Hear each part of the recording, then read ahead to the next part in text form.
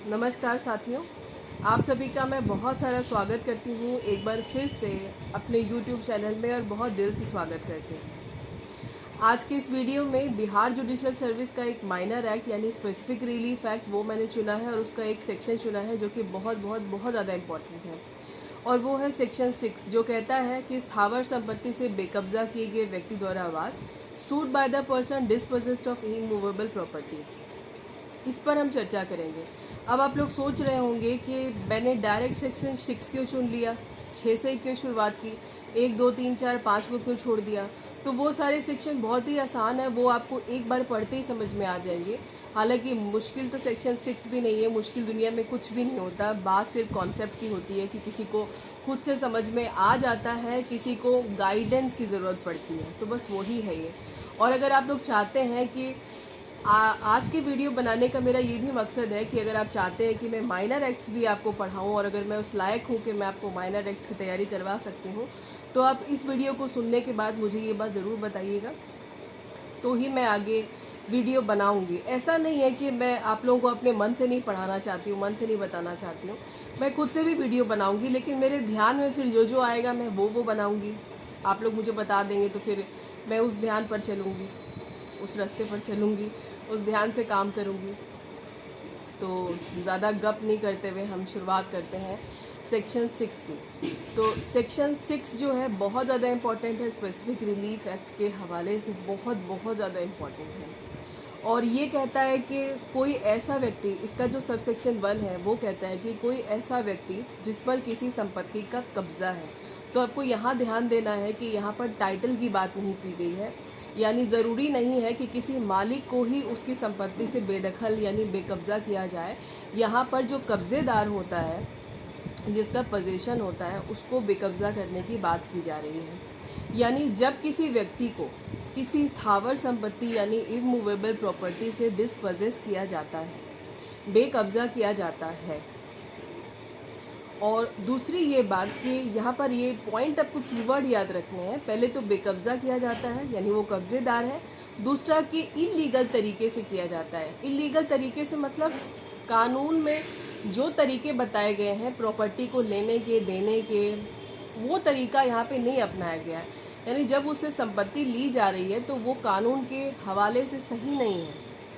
तीसरी बात यहाँ पर जो है सबसेक्शन 1 में कि उसकी सहमति के बिना किया जा रहा है। तो तीन बातें, तीन कीवर्ड्स है इसमें। एक तो बेकब्जा किया जा रहा है कब्जेदार को, दूसरा कानूनी तरीके से नहीं किया जा रहा है, इलीगल तरीके से है, और तीसरा ये है कि उसकी सहमति के बिना किया जा रहा है। तो जब किसी व्यक्ति के साथ ऐसा किया जाता है तो फिर वो अपने प्रॉपर्टी के कब्जे को वापस पाने के लिए सिविल सूट फाइल करेगा। उसका हक बन जाता है कि वो यहाँ पर सिविल सूट अप्लाई करे।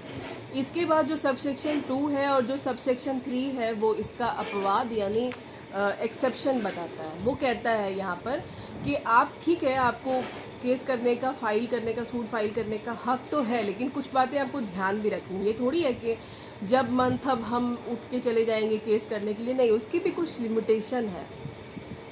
लिमिटेशन ये है कि जिस दिन उस व्यक्ति को संपत्ति से बेकब्जा किया गया है, जैसे जिस तारीख को बेकब्जा हुआ है वो उस तारीख से लेकर 6 महीने के अंदर में उस व्यक्ति को अपनी इमूवेबल प्रॉपर्टी की रिकवरी करने के लिए केस फाइल कर देना है। यानी उसको वाद लेके आना है बेकब्जा किए गए तारीख से लेकर के 6 महीने के अंदर में। ये सबसेक्शन 2 का क्लॉज नंबर ए यानी 1 कहता है।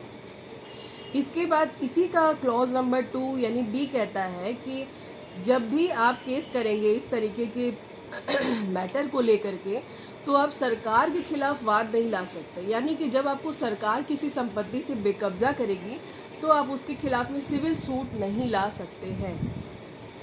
ये हो गया आपका दूसरा नंबर का सबसेक्शन।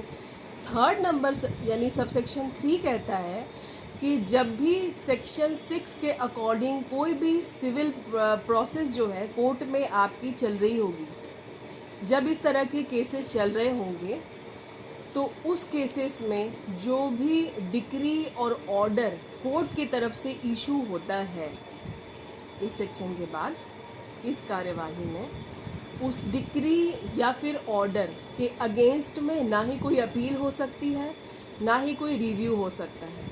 ध्यान रखिएगा, ये तो पॉइंट बहुत ज़्यादा इम्पॉर्टेंट है इसमें।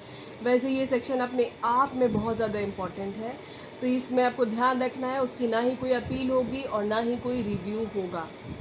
लास्ट का जो सब सेक्शन है वो 4, वो ये बात कहता है कि जब किसी की प्रॉपर्टी से, यानी उसका जब किसी संपत्ति पर कोई हक है, कोई हक निकलता है, उसको वो हक हासिल करने का पूरा हक है और वो इस सेक्शन के अकॉर्डिंग कार्यवाही कर सकता है। यानी कि वो सेक्शन, ये सेक्शन जो है सिर्फ उसके लिए है जब उसे अपनी प्रॉपर्टी का हक चाहिए। तो ये सेक्शन बस इतना ही छोटा सा है, लेकिन बातें बहुत तगड़ी है इसमें। मुझे उम्मीद है कि आपको ये सेक्शन समझ में आ गया होगा, और नहीं आया होगा तो ये आप मुझे कमेंट में ज़रूर बताइएगा। मैं उसके लिए एक वीडियो दोबारा से बनाऊंगी। ऐसी कोई बात नहीं है कि एक छोटा सा वीडियो बनाने में बहुत टाइम लगता है, नहीं।